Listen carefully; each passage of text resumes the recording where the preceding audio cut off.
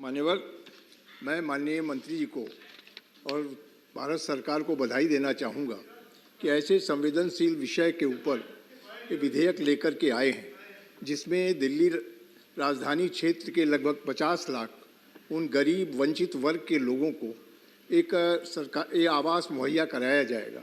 मान्यवर, दिल्ली में लगभग 1797 अनधिकृत कॉलोनियाँ हैं, झुग्गी झोपड़ियाँ हैं, मलिन बस्तियाँ हैं और उसमें एक बड़ी आबादी लगभग 50 लाख डॉक्टर वाजपेयी, आप बैठकर बोले, आप माइक से आवाज आएगी प्लीज।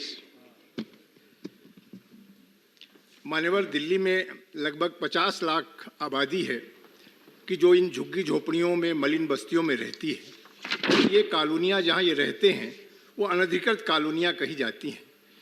अनधिकृत कॉलोनी होने के कारण न तो इनको भवन बनाने के लिए बैंक से ऋण मिल सकता है, न कभी ज़रूरत पड़ने पर इनकी कोई आर्थिक सहायता हो पाती है।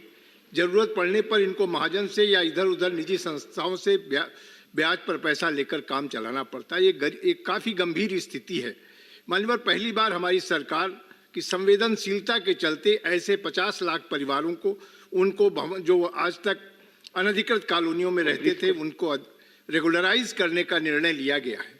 आप सभी जानते हैं कि जिस तरह से देश में कोविड-19 के चलते पूरा देश में 1 वर्ष तक लगभग सारा कार्य ठप रहा और जिसके चलते समय से इस प्रक्रिया को सदन भी नहीं हो सका, जो सत्र विंटर सेशन होना था वो भी नहीं हो सका। इसलिए महामहिम राष्ट्रपति जी को इसके लिए अध्यादेश लाना पड़ा और आज सरकार इसको 3 वर्ष का समय बढ़ाने के लिए इस विधेयक को लेकर के आई है। आज आप देखें कि दिल्ली की आबादी का घनत्व तो निरंतर बढ़ता जा रहा है।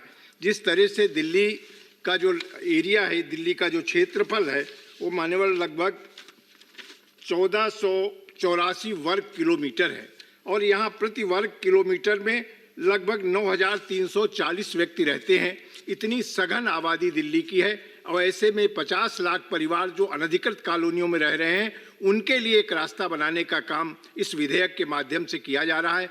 केवल उन कॉलोनियों को विकसित ही नहीं किया जाएगा, उनको न्यूनतम जो आवश्यकता है आज के दैनिक जीवन की, उन सबको वहाँ पर विद्यालय हो, अस्पताल हो, शिक्षण संस्थाएं हों, सारी चीज़ें जो सुविधाजनक हों, सड़क से जोड़ा जाए उन कॉलोनियों को। यह सारी सरकार की योजना है और मैं समझता हूँ इस विधेयक को पारित होने के बाद सरकार इस काम को विधिवत रेगुलराइज, इन कॉलोनियों को रेगुलराइज करते हुए यहाँ विकास के काम को तेजी से आगे बढ़ा सकेगी। मैं माननीय मोदी जी को बधाई देना चाहूँगा, इतनी सरकारों ने इतने वर्षों तक इस समस्या की ओर ध्यान देने का काम नहीं किया।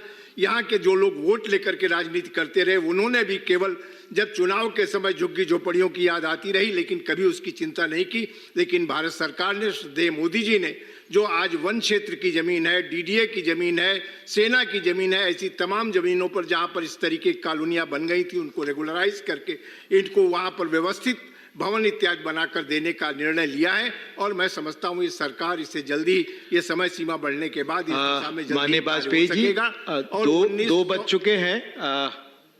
चुके हैं पहले सदन की दिल्ली की बनेगी, उसमें please wait for minute, 1 minute का समय है आपके पास बचा। मान्यवर, मुझे कोई लंबी बात नहीं करनी है, मुझे हाँ जी मुझे यही कहना है कि हमारी सरकार प्लीज पहले since we are discussing a very important legislation and there are a couple of members who are to express their opinions, so I suggest that if the House agrees that we may extend the sitting of the House till the disposal of this legislation. Sir, no more action, please. No more action. You are giving 1 minute. Already Chairman Sahab has told, I think others agree, then we may move ahead.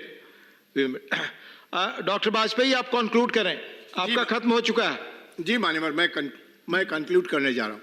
मान्यवर, मेरा यही आग्रह है सदन से कि जो सरकार ये संशोधन लाई है ये विधेयक के माध्यम से समय बढ़ाने का, ये बहुत ही आवश्यक है और अपरिहार्य है। इसलिए इसको सब लोग एक मत से इसे पारित करेंगे और इस विधेयक के पारित होने के बाद दिल्ली की दशा और दिशा सुधरेगी और दिल्ली की मलिन बस्तियों में रहने वाले लोग कम से कम सम्मानजनक जीवन जी सकेंगे।